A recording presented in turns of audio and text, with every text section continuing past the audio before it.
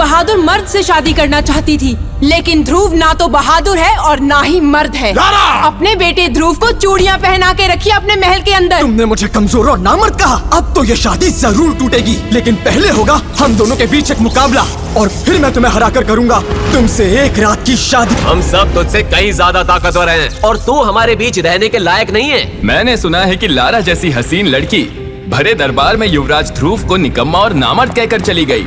अरे उसने तो शादी तोड़ दी। तुम्हारे घमंड ने अपनी हद पार कर दी है सनी। आज मैं तुम्हारा ये घमंड अपने पैरों तले कुचल दूंगा। तू तोड़ेगा मेरा घमंड जिससे मामूली से मामूली मुकाबले नहीं जीते जा रहे। ध्रुव, तू वो कलंक है जिससे तेरे पिता और पूरा साम्राज्य शर्मिंदा हो रहा है। बदतमीज, आज मैं तुझे जान से मार दूंगा और भूल जाऊंगा कि तू मेरा भाई है। ध्रुव ने अपनी तलवार खींची, लेकिन सनी ने अचानक ही अपने हाथों को हवा में लहराया और आग का एक बड़ा गोला प्रकट करते हुए ध्रुव की तरफ फेंक दिया। ध्रुव अचानक हुए इस जादुई हमले से हैरान था, लेकिन इससे पहले कि वो आग का गोला ध्रुव तक पहुंचता, अचानक ही चारों तरफ बिजलियां चमकने लगी और आसमान से एक तूफान उड़ता हुआ जमीन पर आया और उस आग के गोले को निगलता हुआ सनी और उसके दोस्तों को दूर फेंक दिया। ध्रुव ने नजर घुमाकर देखा तो पाया कि वहाँ ध्रुव के पिता राजा अरिंद्र मौजूद थे, जो गुस्से में थे। क्या हो रहा था यहाँ? तुम दोनों कैसे कर सकते हो बाजार के बीच में ये सब? सनी, क्या तुम नहीं जानते कि बाजार के बीच ऐसे शक्तियों का गलत इस्तेमाल करना मना है? मना है? या फिर आप मेरे सौतेले भाई और अपने इस बेटे को बचाने के लिए ऐसा कह रहे हैं? क्योंकि आपके बेटे के पास तो शक्तियाँ ही नहीं है। लेकिन कब तक युवराज आपकी शय में रहेंगे पिताजी महाराज?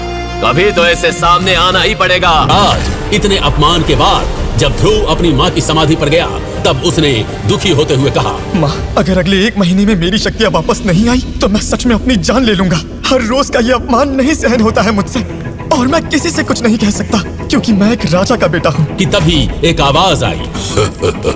तुमसे मिलकर खुशी हुई ध्रुव। क्या तुम मुझे सुन सकते हो? कौन? किसकी आवाज थी ये? कौन है यहाँ? कि तभी ध्रुव की ही अंगूठी से निकलते हुए एक आत्मा उसके सामने आ गई। लेकिन आखिर ये हुआ कैसे? तुम मेरी अंगूठी से बाहर कैसे आए? मेरा नाम विदुर है ध्रुव, और अगर तुम चाहो तो मैं 1 हफ्ते के अंदर तुम्हें शक्तिशाली बना सकता हूँ। लेकिन तुम ये कैसे करोगे? मेरा जन्म ही उन शक्तियों के साथ हुआ था। मैं चांद की रोशनी से ऊर्जा ले सकता था, पहाड़ को हिला सकता था, पानी की गहराई तक जाकर भी सांस रोक सकता था। मैं बड़े से बड़े दानव को सिर्फ एक मुक्के से मार सकता था। मैं सब जानता हूँ। ध्रुव विदुर की बात सुनकर हैरान था कि तभी वहाँ से गुजर रहे लोगों ने ध्रुव का मजाक उड़ाते हुए कहा, ये लो, अब तो युवराज ध्रुव खुद से ही बातें कर रहे हैं। अरे चलो चलो, वरना कहीं युवराज ध्रुव को गुस्सा आ गया तो ये रोते हुए जाकर महाराज से शिकायत कर देंगे। ध्रुव की इतनी बेइज्जती के बावजूद ध्रुव खामोशी से माँ की समाधि पर बैठा रहा। आज तुम्हारी बेइज्जती का आखिरी दिन है ध्रुव।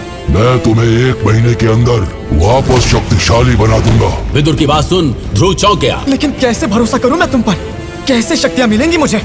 और पता नहीं तुम मुझे शक्तियाँ दिलाने के लिए मुझसे क्या क्या करवाओगे? खास कुछ नहीं, मैं तुम्हें तिलस्मी अमृत धारा बना कर दूंगा, जिसके सिर्फ एक घूंट तुम्हें 100 हाथियों की शक्ति देगी ध्रुव। अमृत धारा? हाँ, अब बस वो जड़ी बूटियां इकट्ठी करो जो मैंने तुम्हें बताई है। ध्रुव ने बिना कुछ सोचे समझे शक्तियाँ मिलने के लालच में उस भूत विदुर की बातें मान ली और बाजार जाकर जड़ी बूटियाँ ढूंढने लगा, जहाँ वो इरा से टकरा गया, जो उसकी काफी अच्छी दोस्त थी। ध्रुव, तुम यहाँ बाजार में क्यों आए हो?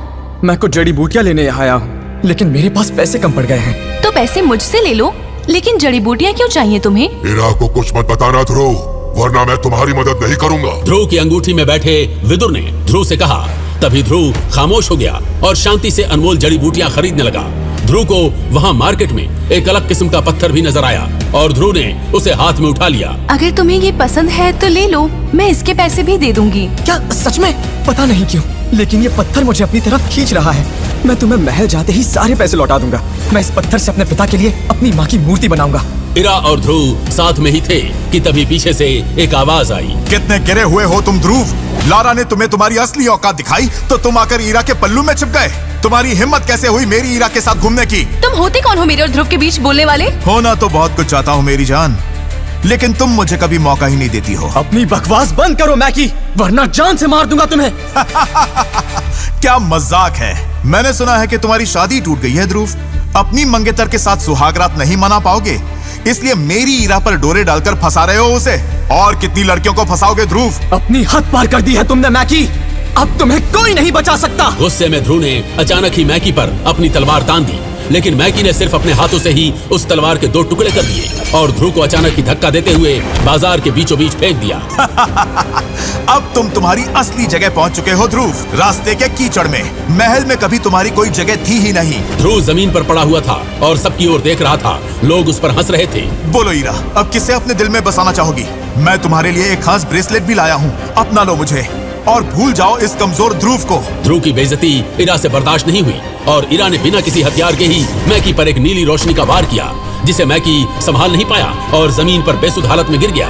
ध्रुव और इरा वहां से चले गए, लेकिन मैकी भला कैसे चुप रहने वाला था। इसीलिए वो रक्ष एकेडमी वापस गया और ध्रुव के ही सौतेले भाई सनी को भड़काते हुए कहने लगा, वो तुम्हारा कमीना सौतेला भाई ध्रुव हम दोनों के रास्ते का कांटा बन रहा है। पहले उसने तुम्हारे प्यार लारा को फंसाया और अब मेरी ईरा पर डोरे डाल रहा है। उसका कुछ करना पड़ेगा सनी।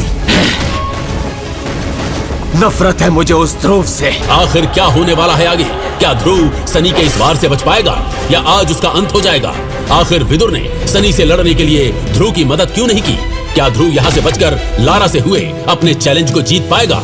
अगर आप में है हिम्मत और आप भी हैं एक योद्धा, तो ये कहानी है सिर्फ आपके लिए। आज ही डाउनलोड कीजिए पॉकेट FM और सुनिए करोड़ों लोगों की पहली पसंद सुपर योद्धा। आज ही डाउनलोड करने पर आपको ये कहानी मिलेगी पूरी तरह से मुफ्त। डाउनलोड कीजिए पॉकेट FM।